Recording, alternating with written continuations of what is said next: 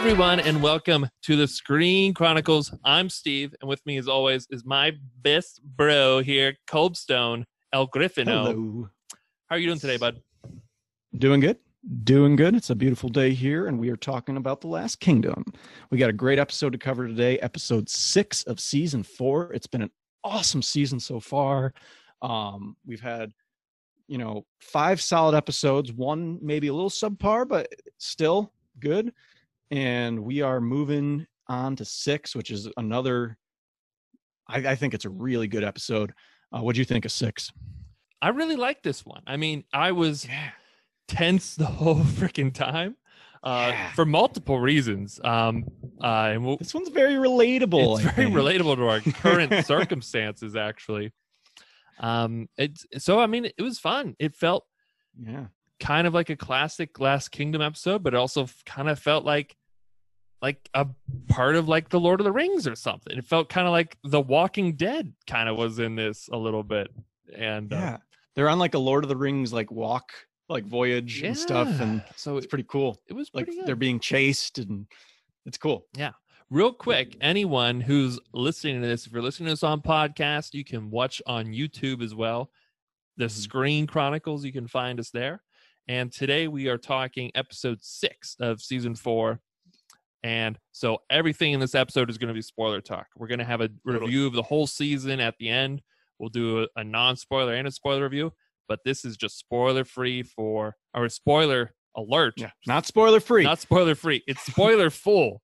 Of episode 6 of season 4. Anything before that too is fair game, but we won't go in any spoilers for 7 or anything after that. Totally. So yeah, totally. Back to 6 though. Like we said, it was pretty relatable. Let's get into our rating then. What would you rate it then out of 10? I think this one jumps back up to an 8.5 for me. A really solid score. I literally had the same thing, an 8.5. Get out of my head. Get out of my head. I mean, yeah, it was, like you said, it was fun, but I was tense the whole time. As soon as this one ended, I had to see the next one because I was afraid, I guess, of just what was going to happen to everyone, even though this doesn't really end on a cliffhanger necessarily. Yeah. I was still just like, is this going to carry over? I need to see now. Yeah. I mean, so in real life right now, this is April 29th here, and we've been dealing with COVID-19 for the past month and a half. Quarantine, everyone wearing masks, avoiding each other. It's been a whole sort of, it has been a pandemic here. And it's a global pandemic. And this episode is about like a plague kind of sweeping through England here. It's crazy. It was crazy accurate to our circumstances. So I'm excited. I was excited to talk about this one. When I watched it, I was watching it with my girlfriend, and my mom was in the room too when I happened to be on. And we were all like, "Oh, this is nuts! Like, did they know? They couldn't have known this is going to happen." So it's funny. It's weird. It was really weird. It's kind of just uncomfortable because of that. I mean, not from like, oh, are they being insensitive or something? No, it's just it kind of made you kind of realize like your circumstances, because normally when you're watching The Last Kingdom, you get taken out of your world, put into the past. Some things are relevant as far as politics and feelings, emotions, but that, like, as far as real world events going on, it was so weird to have something like so relatable. Just like, it was crazy. Like the characters are dealing with it, you're dealing with, like, exactly. But they know a lot less about precautions than we do. I don't know. Finnan seems pretty knowledgeable about the protocols that they should be taking. Finnan is instantly social distancing. Wash your hands. Hey, Canute was already washing his hands earlier in the season. So remember, that was one of my favorite. Canute. Now we can talk about that. Canute knew what was going to happen. Did Canute know? It. Yeah. So anyway, so we get into the episode here. Again, spoiler alert if you have not seen it. We're going to just talk about what happens. We start off with a shot of Aelfwyn riding in the back of this cart. And it looks like she might have the corona. But she looks sick. She's like coughing, and she's got like bags under her eyes. She definitely looks like she's getting sick. And Steora is like, stop crying. and young Uhtred's like, hey, be nice. Be nice. And I think Steora does something to her like, would you just get over it? All you're doing is being married. That's it. You just have to marry an old man or an older man. Yeah. And meanwhile, like later in the episode, though, Steora's like, I don't want to just marry some old guy, and just like, so a little hypocritical on her part here. I know. I like Steora though. She's got a bit of an attitude. Yeah, she's kind of got like the attitude from her mom. Her mom wasn't like snappy. She's like got both Uhtred and her mom. Though. Yeah, she definitely has that Gisela like attitude too. Yeah. But it's the Uhtred gang and the kids. They're all riding together to avoid the men of Wessex, to avoid the marriage, and Erdwulf too. He's coming after them. I don't know if they necessarily know Erdwulf at this point is coming after them, but they know people are coming after them. But Edith has come to find them on the road because she has a message, and she says, Ethelfled is going to the ruins of St. Milbert, St. Milbert's Priory.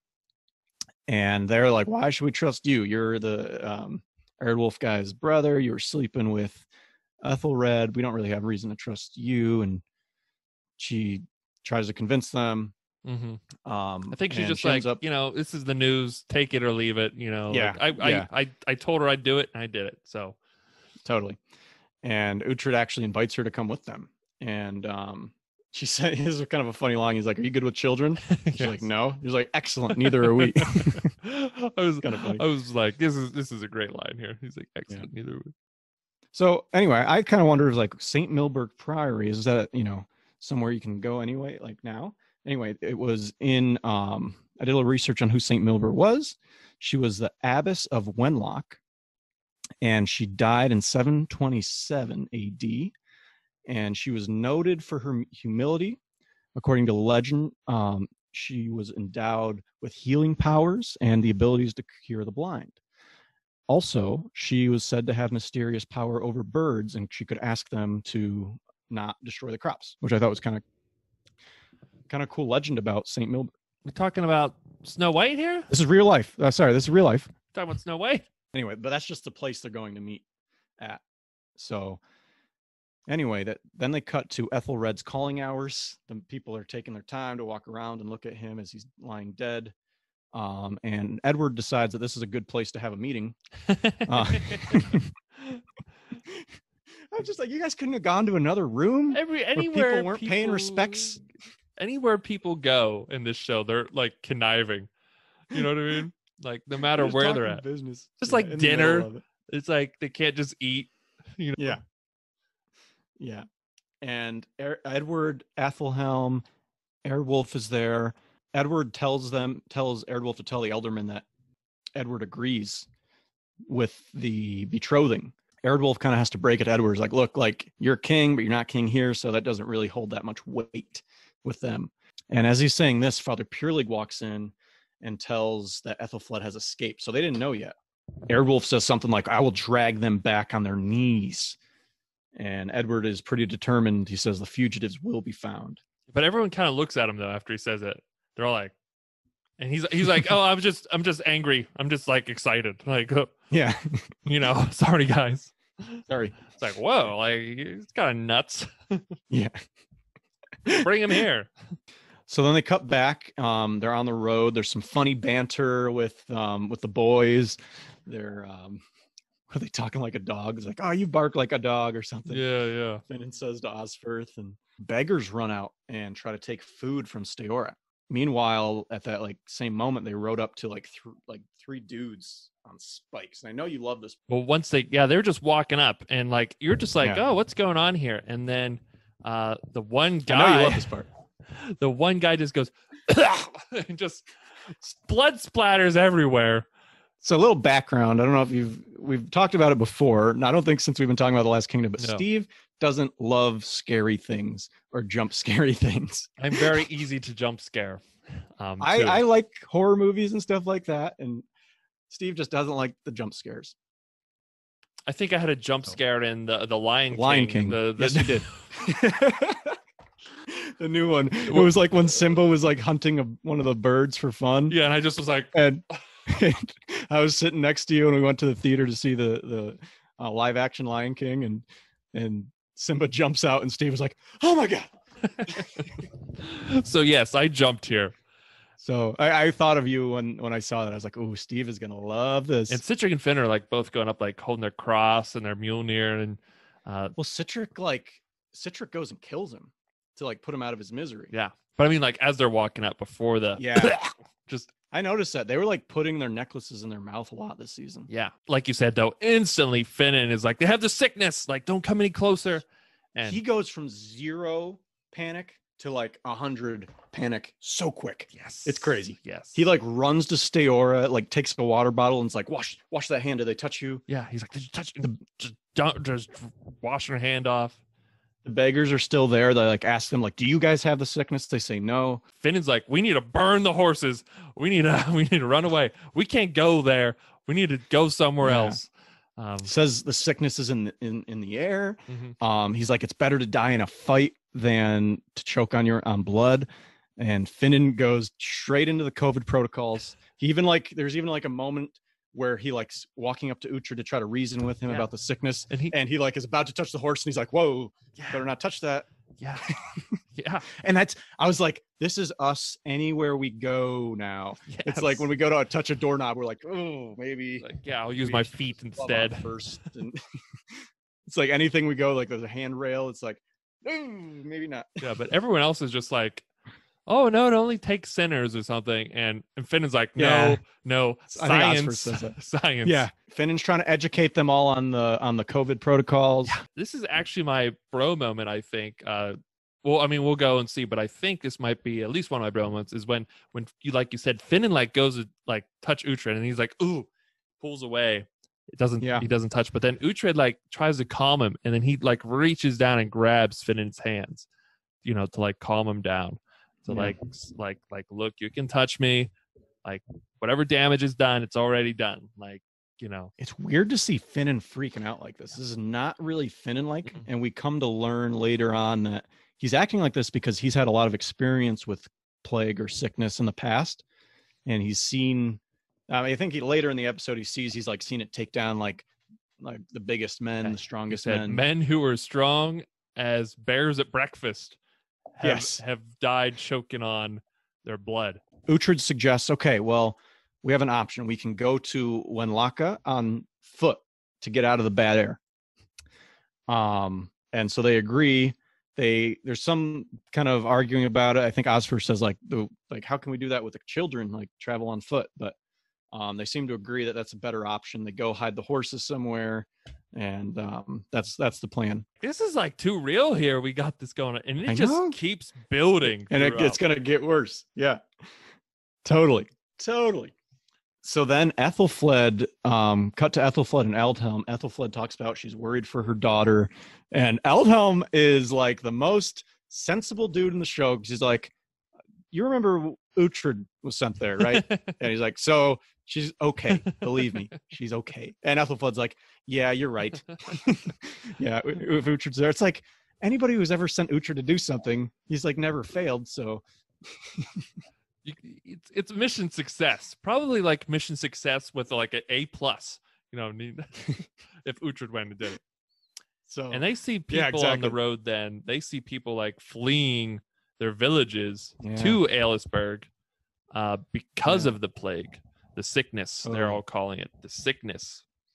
And Eldhelm also says to her, like, because she's like defeated, she feels like she's failed, and he's like, remember, your father survived a while when his lands were taken from him. Yeah, he went in the marshes. Living without land. So trying to just inspire her. He's just like, all we need is time. Like, it's just this moment right now that we're defeated. Totally. Yeah, cool moment there from Eldhelm, yeah. Eldhelm's he's becoming such a cool character. He is. He's pretty friend zoned, but he's in the friend zone. That's he's true. A cool guy though. He is totally in the friend zone. He's what's his name? Jorah. He got Jorah Mormonted. Monmount. Yeah, totally. Danny just Jorah Mormonted. Then it's Erdwulf, cut scene with Erdwulf and Burgred. They're not about Erdwulf taking over and stuff. They're not about that decision, but Anyway, they get word that coronavirus is on its way. COVID-19's coming, baby. I got to stop saying that. But whatever sickness is, it's on its way. And Eardwolf decides to leave to go try to find Aelfwin on his own. And Edward ends up being told about the sickness. And now there's a moment where there are people flooding into the city, trying to escape the sickness. And there's like the group of men across, Ludica, Bergered, Pure League, Ethelhelm, and Edward. They're trying to debate whether to shut the gates, close the borders down, to contain this thing. It's like people are just rushing to stop in. The spread. They're just rushing into like the gated area. Totally. And like some like Pure League is like, how can we abandon the sick? That ain't Christian. It ain't Christian. But ultimately decides to close them up. Again, it's just kind of reminding you of like quarantine, lockdown, sort of like precautions here. Like totally. Real world scenario going on. I mean, it's we're lucky that we're in the times and the situation, the place that we don't have to worry about not being allowed to necessarily like go somewhere for help. But resources are limited as far as help right now. Yeah, and people can't come into the country from some places. Yeah, exactly. Yeah, so it's my girlfriend so just had an weird. experience where she had to come home, or come back to the U.S. from her home, and it was kind of in the early midst of this thing, and it wasn't an easy journey for her. So it's like it's pretty crazy how accurate this is to real times now. People closing borders down. So weird. Man. So it was really making us think. It's kind of funny how that worked out. And I was just so like that in itself was getting me kind of anxiously intense. My form of escapism is like reminding me of my real world situation. And then too, the fact too that guy like like on the stake coughed, and Citric and Finnan were like right in front of him. And I'm just like, this season has not been kind to me as far as my characters go. Like, I'm just in my head like, yeah.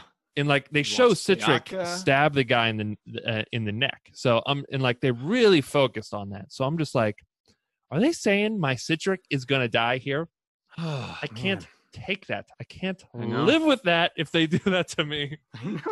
I can't. So I am just like on edge this whole time. Like anytime they cut to them, I'm just like looking at everyone. It's like, who's there? What's going on? Like, who's got a cough?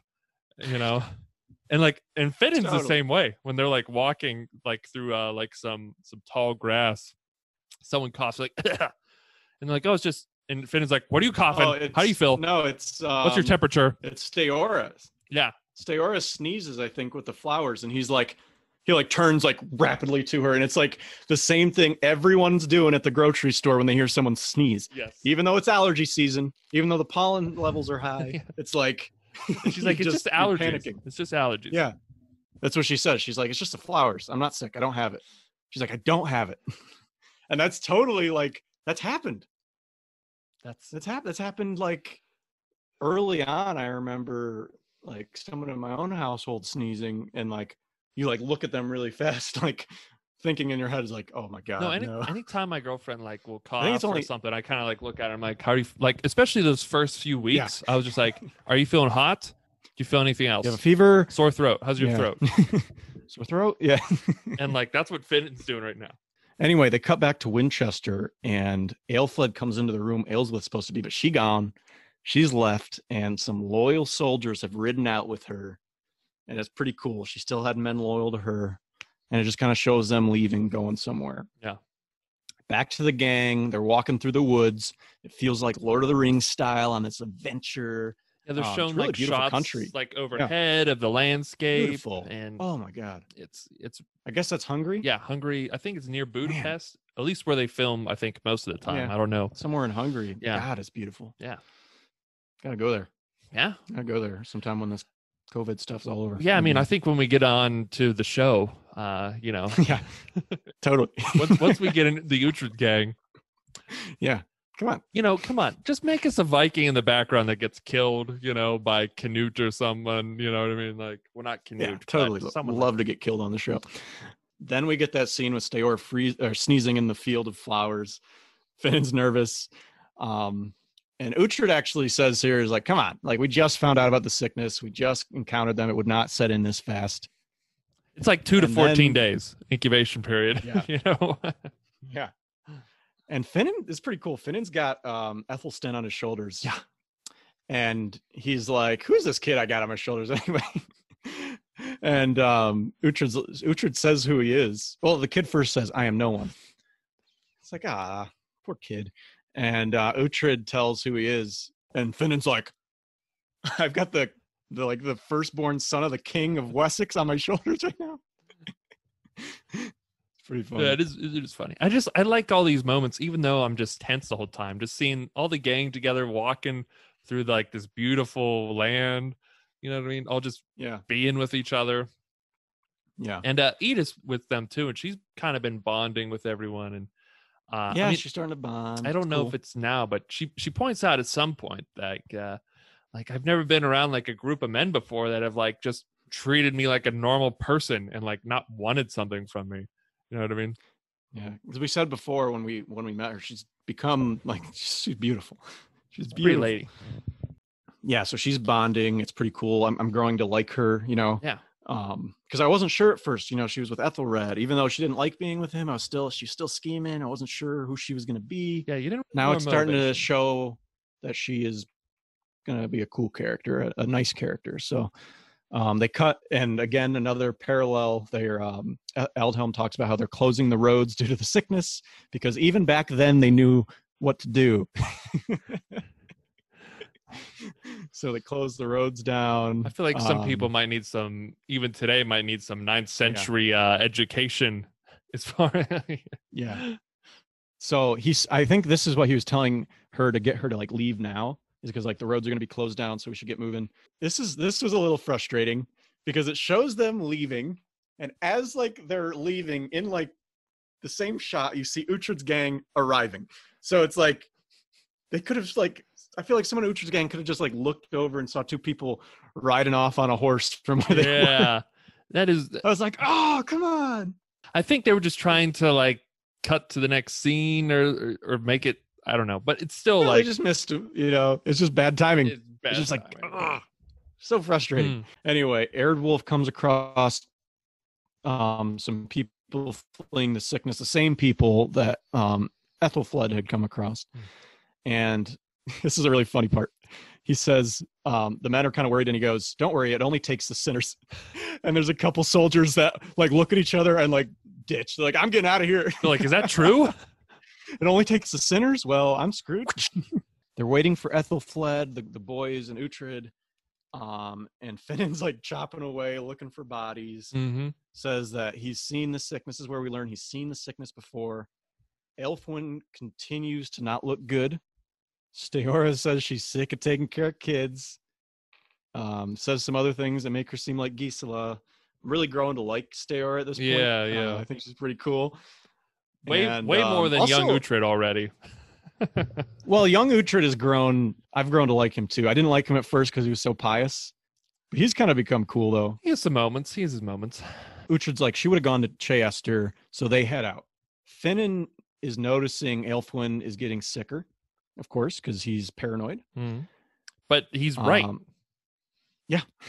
And Osferth is saying like, because so they've been traveling a little bit further after this, had to head out. And at some point, Osferth's like, come on, the kids need to rest. There he goes. And Uhtred, yeah. I think Uhtred says something, oh, all of a sudden you're worried about your father's grandchildren? Remember, Osferth is Alfred's bastard son. So he's like the uncle of these kids. Yeah. You never think about it like that, but he is. It is funny, yeah. There's another moment too later when they're talking, or maybe it was earlier when they hear about Ethelstan and how he's, the firstborn of Edward, and they all still think he's a bastard. They think he's illegitimate. So then Osferth is like, welcome to the bastard life, boy. And like, it's pretty funny. And Citric's there too, because he's a bastard of Carton, and they're like buddy in there. Like that was a cool That's little a cool bro moment too there. Yeah, a little bro moment there. I like that. Anyway, cut to Aelisburg. Edward, Lodica, and Ethelhelm are having a conversation, and they're upset because Eardwolf has traveled during the pandemic that's going on through he's not wearing a mask. Nope. And Letica warns Edward of who Airwolf really is. He's not so trustworthy of a dude. And Edward, actually, for the first time, we see him getting upset with Ethelhelm, saying, you know, you better, next time you suggest somebody to me, you better get it right. You better advise me better, is what he says. You better advise me better. So it's the first time it seems like Edward is realizing that maybe Ethelhelm is not so awesome. It's about time. Yeah. Cut back to the boys. Finan kicks somebody. He's like, good morning, princess. And he's like, anyone who shits liquid will be left behind. Good morning. I'm with Finan though here. You know, I mean, yeah. Something interesting I noticed, a little small part. Ethelstan's like reading a book. Yeah, he's reading a book like the whole time. Yeah, so that's kind of interesting. I wonder, that's obviously going to play into his character, you know, maybe later on. Yeah, I don't know. It definitely seems like they're intentionally trying to show that, though, that he's real mild-mannered. He seems like a nice kid, and he's reading all the time. I'm really interested. He doesn't have a very high self-esteem. I'm no one. I am no one. Anyway, here's a pretty awesome scene. I gotta say, this might have been my favorite moment from the episode already. Ooh. Elfwin is kind of waking up, and it's the camera work's kind of fuzzy because remember, Elfwin is sick. Mm-hmm. She's getting sick, and what looks like a raven or maybe a crow is coming and landed on a branch or like on a tree trunk next to her. And she looks at it and she starts following it. Now, if you've watched like the show Vikings, or if you are into Norse mythology, you'll know that ravens are associated with Odin, the Norse Allfather. I think he has two. That like one is for wisdom, like gathers knowledge or something, and I forget what the other one does too. Maybe gives him secrets, something. But yeah, ravens are a big part of Norse mythology for sure. Yeah, so she starts following it, and it's kind of fuzzy, and I think that maybe they're gonna do like a scene where she sees her father Eric, her real father Eric. If you remember season 2, oh, how cool would that be? Maybe even if it was just like a hallucination because she's sick. Either way, like they bring back Christian Hilborg who played Eric, to have him in it would have been so cool to see because I loved his character. I wasn't thinking that, awesome. But that would have been so cool to see. That would have been. That's not what I was thinking. I thought she was just hallucinating, like in her bed. I wonder if they're trying to lead us on to that though, because it's pretty surprising what actually happens. She comes up to Airwolf laying there, and as the viewer, you're just like, "Oh no!" I'm like freaking out. Yeah. I'm like, shoot. And she's like about to say something because she doesn't know. She doesn't know who this guy is. And she's like about to say something because she's found people. And as soon as her mouth opens, stealth Shadow Walker Uhtred is there to cover it. Awesome moment. And like you can see Finan and Citric had come. And he just like snaps her neck. Just breaks her. But he like grabs her and they ditch. They're out. Now, I thought it would probably be a smart idea to have, if Airwolf had just had one guard stay awake, maybe take turns having somebody stay They were awake. all sleepy, Colby. They were all just asleep. I love that. And like I said, Citric and Finan were like watching from the rocks above, like ready to jump in case there's a fight. Mm-hmm. But they had to be so stealthy. And I think I said to my girlfriend, I was like, and nobody stepped on a twig, you know? Dude, wow, that's impressive. Uhtred, you know, especially I only read the first book, but Uhtred has been like wanting to be a shadow walker since he was a kid. Like he heard the stories of the Shady Gang and he like always thought, and that's why we always see the stealth missions with Uhtred. That's part of his character. Is so cool. So I wouldn't be surprised if he's like an expert. Like it's not even like second thought for him when he's in the woods walking. You know what I mean? We've seen him done a ton of SEAL Team 6 missions. Like yeah, it's no problem for him. Totally. Ain't no thing. So ain't no thing for Uhtred. It's in a stick. But, man, he got there in the nick of time because she was about to wake them up, and Airwolf's job was about to get really easy. His job was about to get really easy. Oh, there they are. So anyway, cut back to Aelisburg, and Aelswith is riding up to Aelisburg. she's riding through like tents of people who are not allowed in because they're not, the border's been shut with the Ethelhelm is standing on top of like the ramparts looking over, and she's like, let me in. And he's like, no. Yeah. And she's like, come on, let me in. No. I want to see what's in there. I want to see. Yeah. Oh, it's pretty cool stuff over here. You can't see though. A lot of cool things. I want to see it. Ethelhelm's like, well, we're not letting anybody in. So, no exceptions for you. And Aelswith brings up, I survived the swamps of Ethelny. And I did a little research on this too. So Alfred the Great actually did go somewhere into hiding before the Battle of Ethington. Now we saw this in season 1 where they escaped to the swamps. So this the swamps of Ethelny is the place where the real Alfred the Great actually went to hide before facing the heathen army. And it still exists today. Now it still floods, but it's drained for agricultural use. And in the winter, it actually remains flooded regularly. So I thought that was interesting. A lot of cool historical things that's woven into the show. Yeah. So it's back to season 1 historical check there. A lot of people referencing season 1 she here. Brings it up. Yeah, they keep referencing season 1. Pretty cool. The Battle of Ethington. I mean, that's one of the biggest things that's happened. Yeah. That's Alfred's huge triumph. That's what's on his walls, So cool. So cool. So Edward finds out that she's there and he orders them to open the gates. And everyone's just like, special treatment much? Yeah. Yeah, seriously. You're the one that wanted to shut it. Yeah. And immediately like everyone tries to rush into like all the guards got to like push them off. Yeah, they have to make like a mini, like, I don't want to say shield wall, a shield fence. They have to make like a shield fence. Aelswith comes in all mad saying like, well, Edward, you wanted to lock me up, huh? And he's like, what?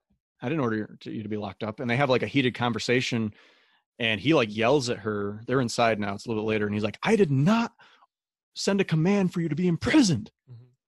He's like trying to get that through to her. Like, I didn't do it, because that's going to be a frustrating thing when from her perspective, she heard that he had.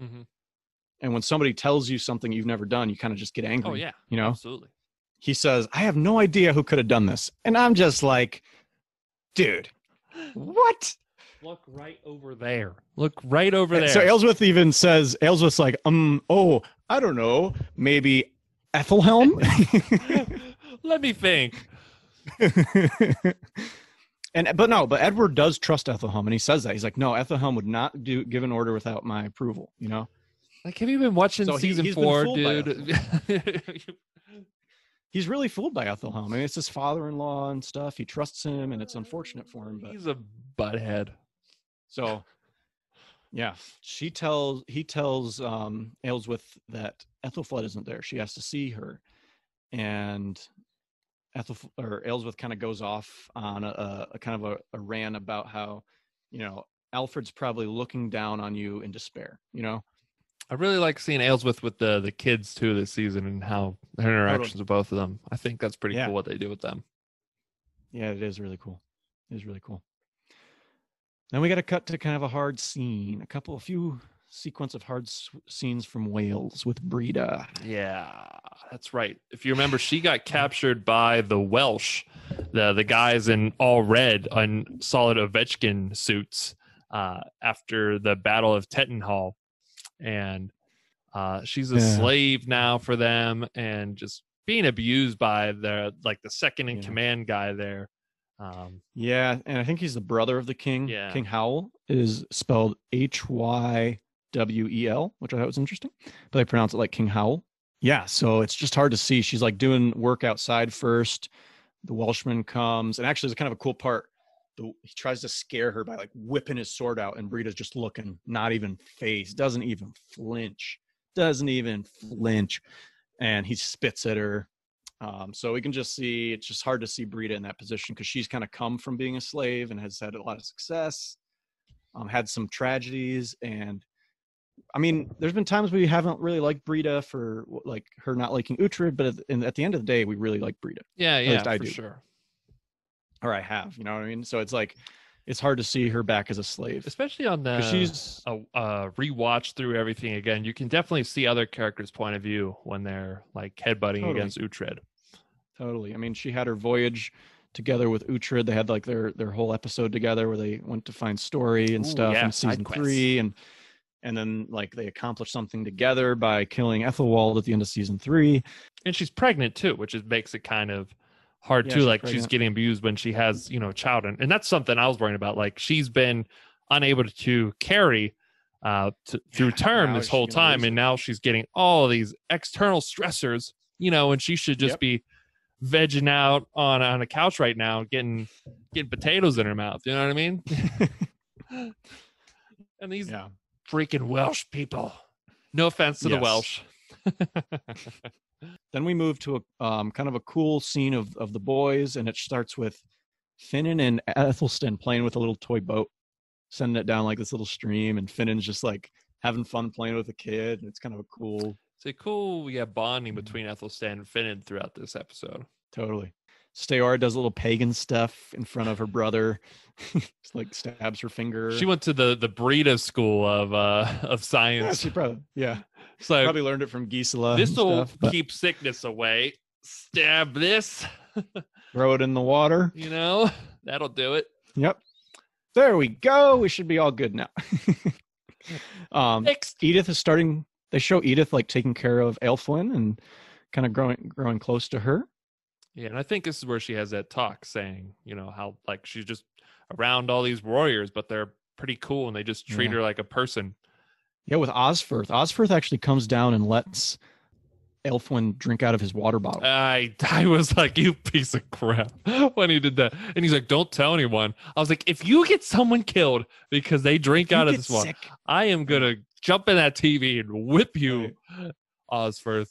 Oh my God. This is another reason why I was so tense, because he was like, don't tell anyone. It's a testament to Osferth's faith, because Osferth was the one who said like the sickness only takes sinners, and I think Osferth truly believes that. I think he thinks he's safe, but he's like, yeah, don't tell Finan or anybody. And Finan's like walking over there, and they like look at him, and then Edith asks about Finan. She's like, tell me about this Finan. It's his name, right? She seems interested in Finan here. Yeah. She's asking about him, so it's like, oh, okay. And Osferth's a pretty good wingman here. He's like, bravest man I know. Yeah, great wingman. More endowed than a freaking horse. You know what I mean? No,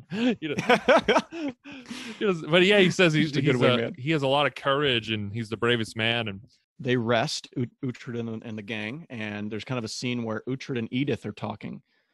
And she's like, thanks for not killing my brother. And he's like, no problem, but no promises in the future. He's like, there's no honor in killing a man in his sleep. Yeah, maybe a little throwing shade on Ethelwald a little there, Ooh, Ethelwald burn? Season 4? Ethelwald burn here? Ooh. She says, and he kind of questions his trust in her, and she says, I have chosen her side. She's chosen the side she's going to be on, and it's their side. And she kind of asks about the gods. She's like, do your gods look over you?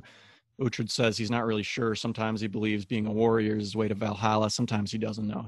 He really doesn't know. And Edith kind of says something similar about her god, saying like she looks for signs but rarely sees them. It's a cool little insight into Uhtred, because I mean we know a lot about Uhtred and what he values just from his actions, but first time we've ever heard him talk about like what he thinks and things he values as far as religion and things, spirituality and goals for life, things like that. It's a really cool moment there. Yeah, really cool moment.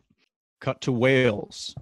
King Howell's still there, and he sees his brother like having her chained up, like walking around with her. Breda. And with, did I say Breda? You just said her. Oh, yeah, Breda. He's got her like on a leash pretty much with a chain. He's like pulling her, being mean to her. And King Howell actually is like, she was a great warrior. You should treat her with more respect. But he doesn't do anything about it. He says that, but he never does anything about it. Oh, and too, I like she calls the guy too out on his crap here. He's like, this was Canute's sword. She's like, no, you wasn't, you idiot, you dummy, you big dummy. It's not Canute's sword. Do you even have that authenticated, you big dummy? Yeah, I bet you don't have a certificate of authenticity here. Okay. And then he gets mad after she does that, and he throws her into the Rancor pit. Yes. Did you think about this too? I was expecting a Rancor down there. I was like, And Luke, no! Luke, no. We're doing a Star Wars reference here from Return of the Jedi. At the beginning, when Luke gets thrown down a trapdoor at Jabba's palace, and there's a Rancor fight. It's very similar to when, Brita gets thrown down into that pit, but Hey, it but might no be the Rancor. same pit. Star Wars was a long time ago. You know what I mean? Yeah, but it was in a galaxy far, far away, so it can't be the same pit. So, yeah, I thought the same thing though. But anyway, so she's down there. No Rancors. No Rancors. Surprisingly. Not even a Wookiee. Not even one of those pig guards with the axes. I don't know what they're called. But anyway, King Howl doesn't really like it, but he still doesn't do anything about it. He he said earlier he's going to go on a pilgrimage. He talks about that a little here. And then he talks about how from now on, no Saxon pigs are ever going to set foot in Wales. And he says something that I thought was interesting. I want to learn more about. He said something about like ever since King Offa had like excluded us from Mercia. Yeah. I was like, who's King Offa? So I did a little research. King Offa of Mercia, he was, before Alfred the Great, he was considered the most powerful Anglo-Saxon king. He ruled from 757 to 796 AD, and he had many conquests against the Welsh at that time. And they believe he ordered the construction of this archaeological landmark that divides Mercia and Wales called Offa's Dyke. And it's sort of like a ditch with like higher land. It's hard for me to explain, but it's like a barrier pretty much. Yeah, but just Google that up though, people, if you're interested. Or maybe there'll be a picture here. I don't know. But yeah, it's pretty, I thought it was pretty cool to, so there's a little history. So that's a true story. He's like, yeah, we're going to build a wall. And I'm just like, are we living in the same freaking time? Is this Last Kingdom going on here? Well, King Offa did that, a couple hundred years earlier, but he's the original. He was the original wall promiser. So there's a little bit of context though of why the Welsh don't like the Mercians or other Saxons. So just a little bit of context. And they don't dress all in red is the other thing. Yeah, I don't like that either.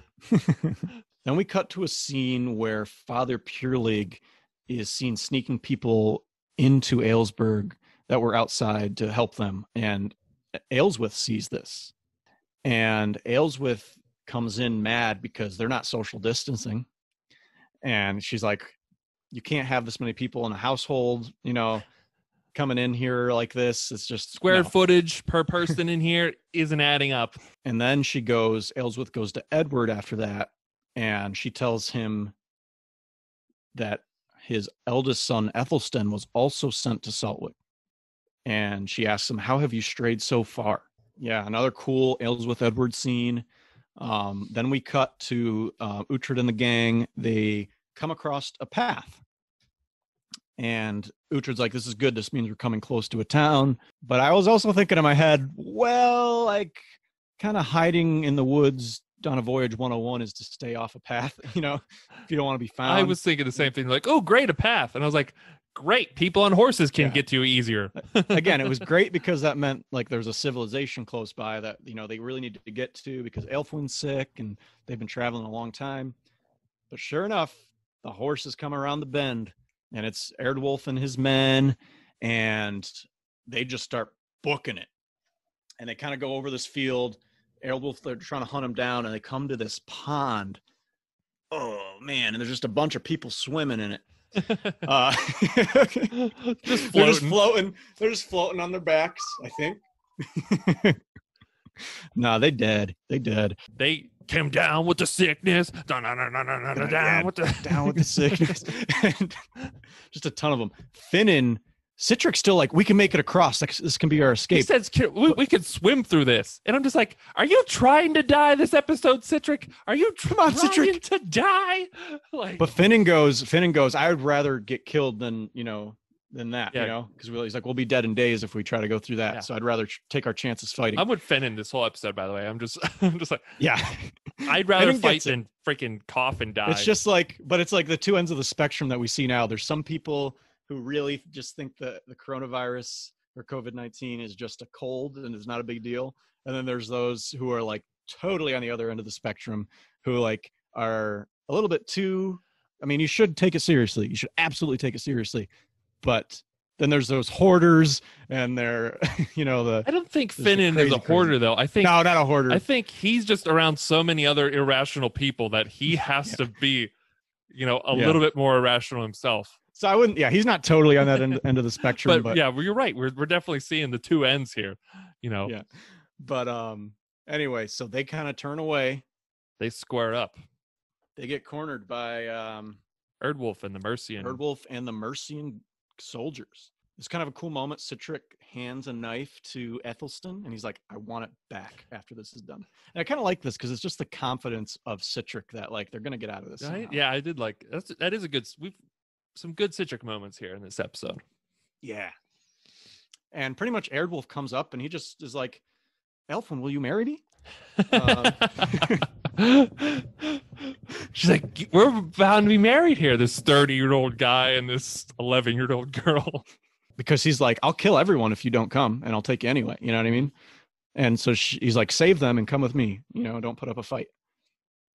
Edith stands in front of her, and even Steora came up with like a knife ready to fight. Yeah, and she's like pretty awesome. Pointing it like awesome. At Osforth, though, or young Uhtred, I forget. She's pointing it like almost at one of them. It's like right in their face. And like the other one next to her has to like pull it down. Like cool moment. Steora is pretty awesome. I like her. Which was like protect the kids. Everyone's got a kid behind them. And Edith kind of has a flashback vision of her brother killing Ethelred, and she remembers seeing him put something in the pocket. So she stands out and is like, stop this. Like, she tells the truth. He killed Ethelred. And at first the guards are like, oh, okay, and she's like, well, I can prove it. There's proof. And I love these soldiers because these soldiers think for themselves. They're not just like mindless puppets of whoever is in control of them. Yeah. They totally, because, Erdwulf is like, she's lying. Just like, take her now. He's starting to freak out. Mm-hmm. And she's like checking his little pocket sack that he has. And you can see the worry on Erdwulf's face. Although I kind of thought it wasn't going to be in there when I was watching. I kind of thought like they were going to. I thought as concerned as he was. I was like, here we go. But I know. I thought they were trying to throw us off. I thought it was just not going to be in there, and they're still going to be like caught. I was still afraid that he was going to like go ballistic and kill someone. You know what I mean? Totally. But I totally didn't expect the soldiers to like hold a sword to him and say, "Let's see it." Mm-hmm. That's awesome because like you always see the soldiers just like believe whatever who's in charge. You know what I mean? Yeah. They're just like, just follow the orders no matter what they hear or whatever. Yeah. So I thought that was really cool. Yeah, but these are men of Mercia. Like they served Ethelred before, True. So sure enough, the ring's in there. It's like a seal. Like I think where you like would stamp, letters when you would send. Like so, it's very specific ring. Like the worst ring you could have taken from a dead king that you killed is his seal stamp. So they find that, and I was just kind of surprised they didn't like arrest him or kill him here. Yeah, they just. You're right. Edith's like, well, I would run away now before they do something, and they just take off. And then like, even though like Edward still wanted Aelfwin, the soldiers just kind of leave too. I mean, they don't work for Edward, but still, it was like kind of weird. They just left automatically. Yeah, they're all just like, well. After like a week of riding through contagious country here, I think this is fine now. We'll just go. But I think as part of it is like they're not sure if they should go back because the person that they're getting orders from was Erdwulf, and obviously his word is not valid anymore. Then they cut to Wales, and this guy with no ears walked in. They've been like mangled and chopped off. And I totally thought, oh, the sickness has gotten to Wales when I first That's saw what it. I thought too. Right? And some kind of weird leprosy sickness or something. Mm-hmm. We come to find out that he says Danes have come from Ireland. Ooh. Because here we've had a couple episodes with no Danes. Mm-hmm. No Danes. Which is very weird for the Last Kingdom. So now we're getting some Danes back in the picture, maybe? The Danes are back and you're gonna be in trouble. Yeah, that's right. And so they all look super scared. But yeah, it was a pretty creepy scene. Yeah, I thought the same thing. I was like, oh, is this guy sick? And he's just going to walk in and make them all sick? And then, nope, it's just normal violence problems. Yeah.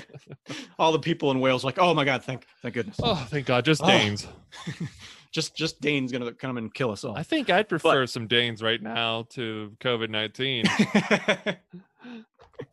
So then we cut back to they're back I think they're back at Ethelflaed's estate, and Ethelstan doesn't want to give the knife back to Citric. He's like hiding it behind his back, so he gives it back eventually. Uhtred says that Ethelstan will be put in the protection of Finan for now, and the episode kind of ends with Aelfwin just being really sick. She's gotten bad. Uhtred says we need to do everything we can because she is the future. It was a good one. Good episode. After the last one, I was honestly kind of like, are we gonna maybe have a few more of these build episodes? You know, is this where the season's going? But nope, they went right back to a good episode of The Last Kingdom. 8.5 we both had. So, I mean, that's pretty good. 8.5 episode. That's good. A great score. Yeah, it was really eventful. Very interesting with the whole sickness stuff. But what was your bro moment from this one? Best bro moment was either when Uhtred reached out and grabbed like Finan's hands to calm him down, or I think I'm gonna have to go with when Osferth is like, "Oh, you're one of us bastards now." Then him and Citric are that was mine. And just like because they're all together there too. Finan's got Ethelstan on his back and everything, and it's you know which one I also like a lot though. What? I liked the Citric and Ethelstan stuff, like giving him the thing and the knife, saying I want it back, and then like him not wanting to give it back. I think that was kind of cool too. Yeah. So I'll pick that one. It was great. What was your best moment? Best moment was just all the traveling stuff, seeing them all together. Even when I was like scared out of my mind that one of them was going to die. I mean, it was just so fun to just see them all together and really get more, because one of the things that I didn't like about the last one, not to keep talking about the last one, but like there wasn't a lot of characters that I liked in it that I got to see. In this one, they were all characters that I love. And you're just with them like the whole time, pretty much seeing them, getting more insight into them. Yeah, I would say episode 5 was kind of bereft of Uhtred. I mean, he was in it, but not as heavy a presence as he usually is. Yeah. This one, him and the bros are all pretty heavy in though. And we even get a little bit like more insight into Finan then, what makes him tick. True. As far as that was really cool. You know, the virus that's he lived through in the past. And yeah, so it was pretty cool. But just the traveling was my favorite moment. Just seeing them all traveling. It was just really cool. Like I said, kind of reminiscent of Lord of the Rings, but it was like a Last Kingdom take on it. And almost like a combination too of like The Walking Dead, like running away from something, traveling through the woods and being afraid. Yeah. You know, what was your favorite moment though from the show or the episode?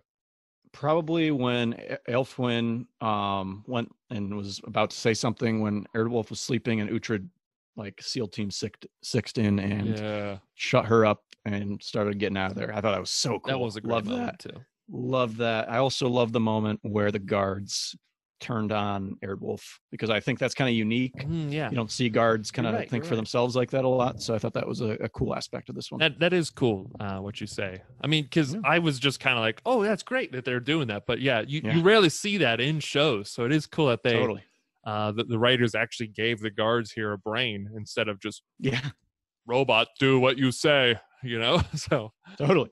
It was pretty cool to see that as well. Yeah. Solid episode. Good episode. Yeah. And we will keep them coming. Please subscribe on YouTube or download or subscribe on any podcast app you might have. Follow us on Instagram and like us on Facebook.